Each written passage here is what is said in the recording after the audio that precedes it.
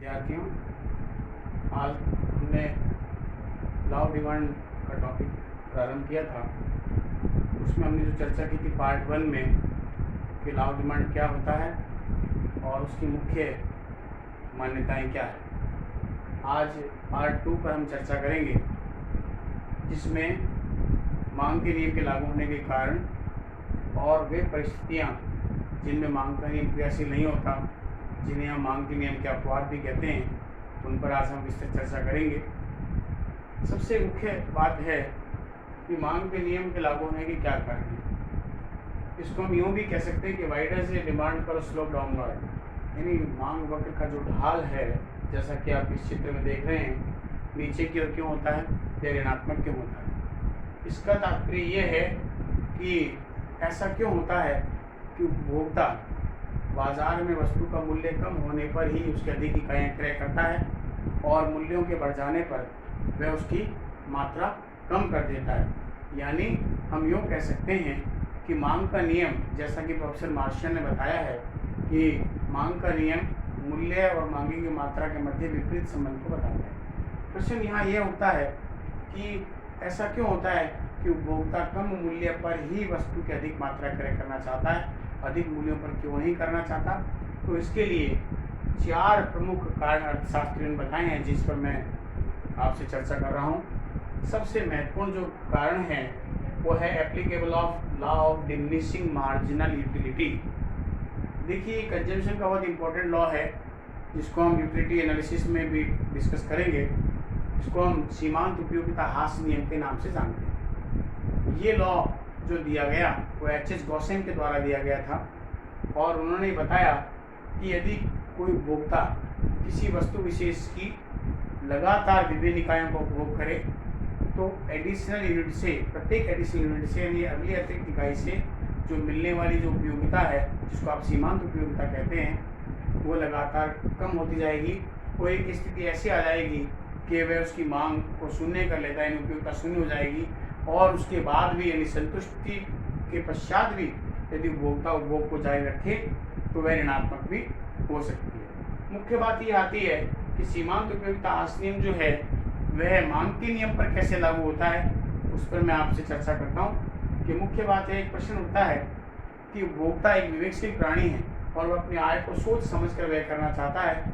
तो ऐसी स्थिति में जो वो मनी का त्याग करता है, सेक्रीफाइस करता है, उसके बदले उसको वस्तु या सेवा प्राप्त होती है और वह दोनों में संतुलन प्राप्त करना चाहता है। यानी उसके द्वारा किया गया त्याग, और त्याग किस चीज़ का कर रहा है, वह यूटिलिटी का त्याग करता है, यानी मार्जिनल यूटिलिटी का त्याग करता है। किस रूप में, मनी के रूप में त्याग करता है। तो वो चाहता है कि मुझे जो गेन हो रहा है थ्रू कंजम्पशन या वस्तु को प्राप्त करके या सेवा को प्राप्त करके, वो दोनों में समानता होनी चाहिए। मैं ये कह दूं कि यहाँ पर P बराबर MU होना चाहिए। P बराबर MU का तात्पर्य है कि त्यागी गई उपयोगिता, यानी जिसको आप प्राइस कहते हैं, सेक्रीफाइस जो यूटिलिटी है वो, और MU का मतलब मार्जिनल यूटिलिटी, सीमांत उपयोगिता, और ये है प्राप्त उपयोगिता, दोनों में संतुलन होना चाहिए। ऐसी स्थिति में ये नियम मांग के नियम पर इस प्रकार से लागू होता है कि जब उपभोक्ता बाजार में किसी वस्तु का क्रय करता है तो वह मूल्य के आधार पर उस वस्तु की मांग को निर्धारित कर लेता है या उसकी क्रय की जाने वाली मात्रा को निर्धारित कर लेता है। ऐसी स्थिति में यदि उससे उसी वर्तमान मूल्य पर ये कहा जाए कि अधिक मात्रा क्रय करे, वो नहीं करेगा। वो कब क्रय करेगा, क्यों? क्योंकि उस अवस्था में वो संतुलन की स्थिति में उसके द्वारा चुकाया गया मूल्य और वस्तु से प्राप्त जो उपयोगिता बराबर है। अगर उससे अधिक मात्रा क्रय करवानी है तो उसका मूल्य कम करना पड़ेगा। क्यों करना पड़ेगा? क्योंकि ये नियम है कि वस्तु की जब अधिक मात्रा किसी उपभोक्ता के पास में आती है तो उसकी उपयोगिता कम हो जाती है और कम उपयोगिता वाली वस्तु को उपभोक्ता कम मूल्य पर ही क्रय करना चाहेगा, यानी वो पुनः इसी इक्विलिब्रियम कंडीशन में आना चाहेगा, यानी price equal to marginal utility. For example, यदि मान लीजिए चीनी का मूल्य बाजार में 10 रुपये पर केजी है और उसकी डिमांड 10 केजी की है।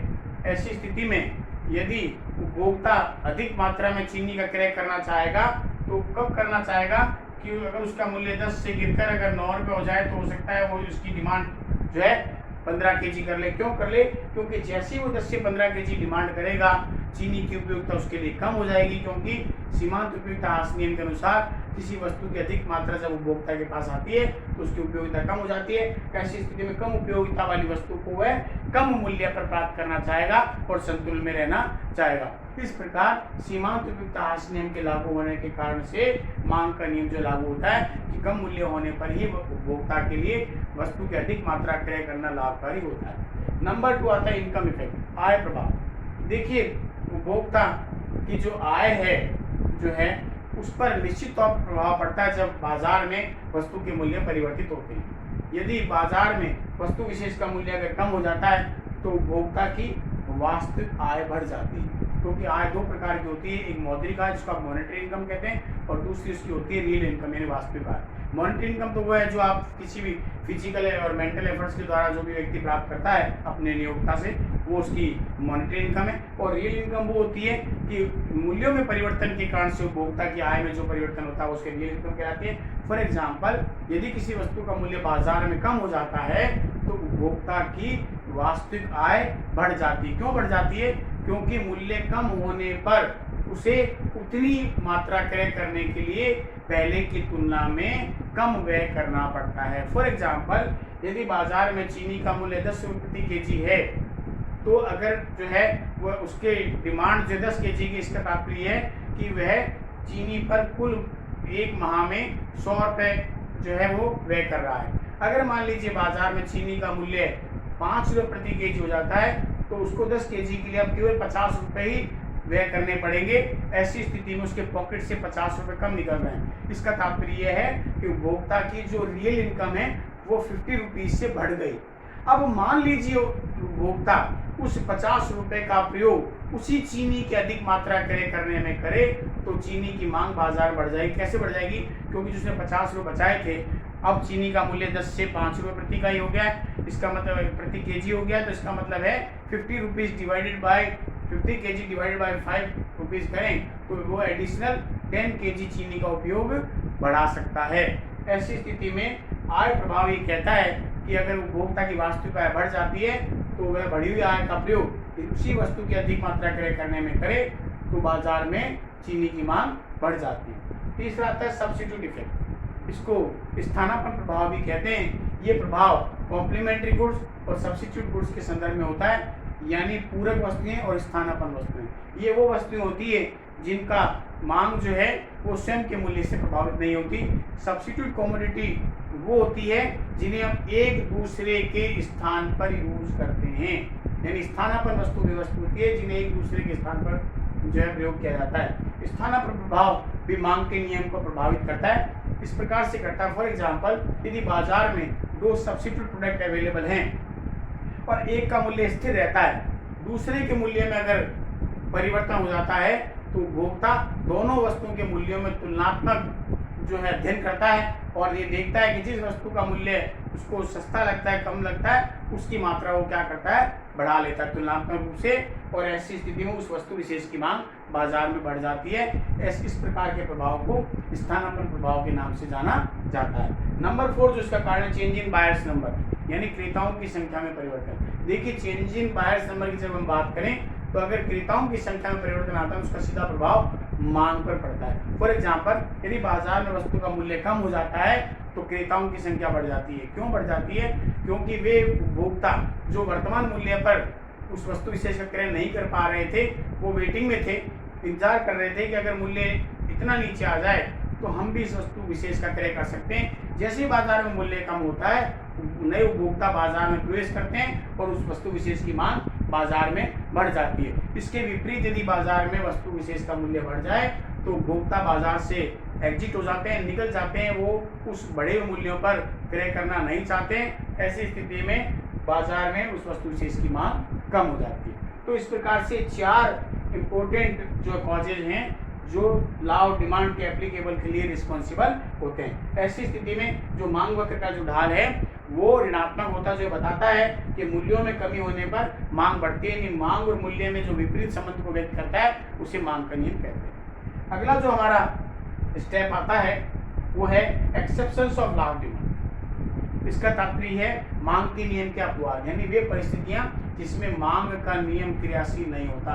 यानी मैं ये कह दूं कि ऐसी परिस्थिति जिसमें मूल्य बढ़ने पर भी उपभोक्ता वस्तु विशेष की अधिक मात्रा क्रय करे या मूल्य कम होने पर भी वह उस वस्तु विशेष की मांग को कम कर दे। ऐसी स्थिति में जब हम अपवाद की बात करते हैं तो मांग और मूल्यों में विपरीत संबंध न होकर धनात्मक संबंध होगा, जैसा कि रेखा चित्र से स्पष्ट है कि देखिएगा इस डायग्राम में कि ओपी मूल्यों पर वस्तु विशेष की मांग OQ है। अगर मूल्य OP से बढ़कर OP1 हो जाता है तो मांग OQ से बढ़कर OQ1 हो जाती है, यानी मूल्य बढ़ने पर मांग भी बढ़ रही है। इसके विपरीत यदि मूल्य OP1 से घटकर OP हो जाए तो मांग OQ1 से घटकर OQ हो रही है, यानी मूल्य बढ़ने पर मांग बढ़े और मूल्य घटने पर भी मांग घटे। ऐसी स्थिति में मांग वक्र का ढाल ऋणात्मक न होकर धनात्मक होगा, जैसा कि रेखा चित्र में स्पष्ट है, और ये मांग के नियम के अपवाद को बताता है। अब हम उन परिस्थितियों पर चर्चा करेंगे जो ये बताती है कि मांग का नियम जहाँ पर लागू नहीं होगा। सबसे पहला आता है future expectations in change in price. देखिए, वैसे तो हमने इसको अपवाद के रूप में जो है मान्यता के रूप में लिया था, लेकिन फिर भी यदि उपभोक्ता को इस बात की आशंका हो जाए कि आने वाले समय में वस्तु विशेष के मूल्य में परिवर्तन होगा तो वहाँ पर मांग का नियम क्रियाशील नहीं होगा। फॉर एग्जाम्पल, यदि उपभोक्ता को आशंका हो जाए कि आने वाले समय में वस्तु का मूल्य और गिरेगा तो वह गिरते हुए मूल्यों पर भी वस्तु की अधिक मात्रा क्रय नहीं करेगा। क्यों? क्योंकि वो वेट करेगा कि अभी जो ट्रेंड चल रहा है, लगातार जो टेंडेंसी वो मूल्य गिरने की है और वो लगातार मूल्य और गिरने का इंतजार करेगा। ऐसी स्थिति में वो मांग को कम कर लेगा, वो इंतजार करेगा कि मैं और मूल्य कम हो जाए तो उस वस्तु विशेष की अधिक मात्रा क्रय कर सकूं। इसके विपरीत यदि उसको लगता है कि आने वाले समय में वस्तु विशेष का मूल्य और बढ़ेगा तो वह ऊंचे मूल्यों पर भी वस्तु की अधिक मात्रा क्रय कर सकता है। ऐसी स्थिति में, उस परिस्थिति में मांग का नियम क्रियाशील नहीं होगा। नंबर 2 बहुत इंपॉर्टेंट जो है एक्सेप्शन या अपवाद है, वो है Giffen paradox. Sir Robert Giffen Ireland के प्रसिद्ध अर्थशास्त्री थे। उन्होंने दिया था कि घटिया वस्तुओं के संबंध में मांग का नियम क्रियाशील नहीं होता। अब मुख्य बात है घटिया वस्तु कौन सी होती है। उन्होंने बताया 3 पैरामीटर बताए थे। घटिया वस्तु वो होती है जिस पर आय का एक बड़ा भाग उपयोग किया जाता है। नंबर 2, जिसे गरीब निम्न वर्ग के लोग यूज करते हैं और जिसकी कोई भी नियर सब्स्टिट्यूट प्रोडक्ट बाजार में अवेलेबल नहीं होता। ये 3 अगर पैरामीटर हैं तो उसे घटिया वस्तु की श्रेणी में रखा जाता है। और ये बताया गया है इसमें, गिफिन ने बताया कि यदि बाजार में घटिया वस्तु का मूल्य कम हो जाता है तो उपभोक्ता की वास्तविक आय बढ़ जाती है। जैसे मूल्य अगर लगातार कम हो जाता है तो निश्चित तौर पर, जैसा कि मैंने इनकम इफेक्ट में आपको बताया था कि मूल्य कम होने पर उपभोक्ता की वास्तविक आय बढ़ती है। इसलिए उपभोक्ता इतना कैपेबल हो जाता है कि वह लगातार अगर ये प्रवृत्ति बनी रहे कि घटिया वस्तु का मूल्य निरंतर कम हो रहा है और उसकी वास्तविक आय इतनी बढ़ जाए कि वह कुछ मात्रा में घटिया वस्तु का त्याग करके उसके स्थान पर अगर वह श्रेष्ठ वस्तु को रिप्लेस कर सकता है तो वह क्या करेगा, अपनी घटिया वस्तु के स्थान पर सुपीरियर नेचर की जो कमोडिटी उसको रिप्लेस करेगा। ऐसी स्थिति में घटिया वस्तु का मूल्य कम होने पर भी उसकी मांग कम हो जाती है। इसे गिफिन पैराडॉक्स के नाम से जाना जाता है। Number 3, ignorance of customer. कई बार जाने अनजाने में ऐसा होता है कि उपभोक्ता जो है ऊंचे मूल्यों पर भी वस्तु विशेष की अधिक मात्रा क्रय कर लेता है। कई बार ऐसा होता है कि हमारी एक डिसाइडेड शॉप होती है जिस पर हम अपना माल क्रय करते हैं और हम वहाँ पर मंथ पर्ची बनाकर वहाँ दे आते हैं और ऐसी स्थिति में वह आपसे टोटल अमाउंट बता करके पैसा ले लेता है। हम ये देख ही नहीं पाते हैं या देखने का प्रयास ही नहीं करते हैं, कि उपभोक्ता ही देखने का प्रयास नहीं करते हैं कि पिछले माह जो मैंने सामान लिया था उसमें उस मूल्य हमारा कम था जो है, तब हमने मात्रा कम ली थी। इस महीने उसी वस्तु का मूल्य उसने ज़्यादा लगा कर दिया है, उसके बावजूद भी हमने उस वस्तु विशेष की मांग अधिक कर ली। तो उपभोक्ता की अज्ञानता के कारण भी मांग का नियम क्रियाशील नहीं हो पाता। उसके बाद आता हाई प्राइस कमोडिटी। इसको बोलते हैं उच्च सम मूल्य वस्तु। इसको हम कॉस्मेटिक आइटम्स के संदर्भ में लेते हैं। अर्थशास्त्री कहते हैं कि जितनी भी हाई प्राइस कमोडिटी है जिसको आप कॉस्मेटिक आइटम्स को श्रेणी लिया जाता है, उस जिसका वो जो हाई प्राइस कमोडिटी वो होती है, उच्च सम मूल्य वस्तुएं वो होती है जिनकी गुणवत्ता का आकलन मूल्य को देखकर किया जाता है, क्वालिटी को देखकर नहीं किया जाता है। ये अधिकांश देखा गया कॉस्मेटिक में जो है लेडीज यही करती हैं कि जहाँ पर मूल्य अगर ऊंचा तो कहती है कि कंपेरेटिवली ये प्रोडक्ट ज़्यादा अच्छा होगा। क्यों? क्योंकि वह कभी भी अपने जो है उसके साथ समझौता नहीं करनी चाहती। ऐसी स्थिति में बड़ी बड़ी जितनी भी कंपनियां हैं वे ऊंचे मूल्यों पर वस्तुओं को बेचती है और उनका मूल्य अगर बढ़ भी जाए तब भी वहाँ पर जो एक ब्रांड नेम से जो है उसका अधिक मात्रा में क्रय किया जाता है। यानी ऐसी वस्तुएं जिनकी गुणवत्ता का आकलन मूल्यों को देखकर किया जाए उसे उच्च सममूल्य वस्तुओं के नाम से जाना जाता है। तो ऐसा कहा जाता है कि कॉस्मेटिक आइटम्स के संदर्भ में लॉ ऑफ डिमांड जो है एप्लीकेबल नहीं होता। उसके बाद आता है स्पेकुलेटिव कंडीशन, यानी सट्टा प्रवृत्ति। सटोरिये जो लोग होते हैं वो एक्सपेक्टेशंस करते हैं कि अगर ऊंचा मूल्य है, अगर हो रहा है और अधिक ऊंचा मूल्य हो जाएगा तो वह ऊंचे बढ़े हुए मूल्यों पर भी उस वस्तु विशेष की अधिक मात्रा क्रय कर लेगा। अधिकांशतः शेयर मार्केट में देखा गया है कि शेयर अगर बढ़ने की टेंडेंसी है, स्टॉक मार्केट में अगर बढ़ने की टेंडेंसी है तो वहाँ पर जो है सेलिंग की जो वो टेंडेंसी आ जाती है कि और अधिक खरीदा जाए और खरीद करके स्टॉक किया जाए ताकि हम आने वाले फ्यूचर में उससे लाभ कमा सकें। उसके बाद में आता है इमरजेंसी कंडीशंस। देखिए आपातकालीन परिस्थितियाँ, गृह युद्ध छिड़ जाए, अकाल है, भूकंप है, बाढ़ आ जाए, पड़ोसी राष्ट्र के साथ में टेंशन हो जाए, तो उस स्थिति में हम क्या करते हैं कि ये देख लेते हैं कि कहीं ऐसा नहीं हो जाए कि हमें अपनी आवश्यकता अनुसार वस्तु नहीं मिल पाए, हम एसेंशियल कमोडिटी से जो वंचित रह जाएं, तो हम क्या करते हैं मार्केट में जाते हैं, ऊंचे मूल्यों पर भी उस वस्तु विशेष की अधिक मात्रा क्रय करना चाहते हैं। जैसा कि अभी हाल ही में आप देख रहे हैं और जो लॉकडाउन हुआ था जो है कोरोना की वजह से, तो उसमें जैसे ही लॉकडाउन हुआ तुरंत ऊंचे मूल्यों पर भी जो उपभोक्ताओं ने वस्तुओं का क्रय किया, एसेंशियल कमोडिटी का, और अपने घर में स्टॉक किया। क्या पता कितने दिन तक ये ऐसी परिस्थितियां रहेगी और हमें अगर आवश्यक वस्तुओं का अभाव रहेगा या नहीं मिल पाएगी तो हमारे लिए वो परेशानी बढ़ेगी। तो ऐसा आपातकालीन परिस्थिति में भी उपभोक्ता ऊंचे मूल्यों पर उस वस्तु विशेष की अधिक मांग कर देता है। फिर है चेंज इन कंज्यूमर इनकम। वैसे तो देखिए ये हमने मान्यता में ले ही लिया है, पूर्व मान्यता में, कि उपभोक्ता के आय में परिवर्तन नहीं होना चाहिए। फिर भी हम यहाँ ले रहे हैं कि यदि उपभोक्ता की आय अगर जो है मूल्यों बढ़े हुए मूल्यों की तुलना में अगर ज़्यादा हो जाती है तो वहाँ पर मांग का नियम क्रियाशील नहीं होता, क्योंकि वह ऊंचे मूल्यों पर भी वस्तु विशेष की अधिक मात्रा क्रय करने में सक्षम होता है। उसके बाद आता है अंतिम है डिमॉन्स्ट्रेशन इफेक्ट। इसको बोलते हैं प्रदर्शनकारी प्रभाव।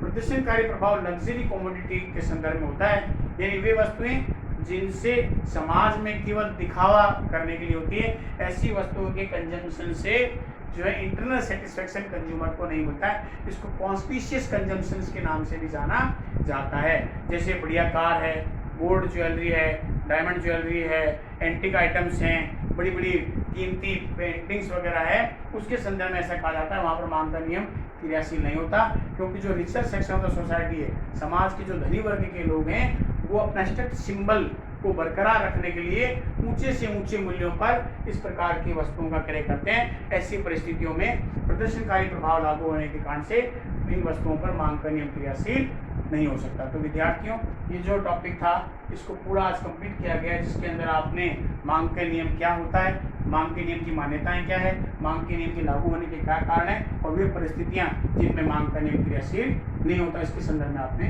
अध्ययन किया। धन्यवाद।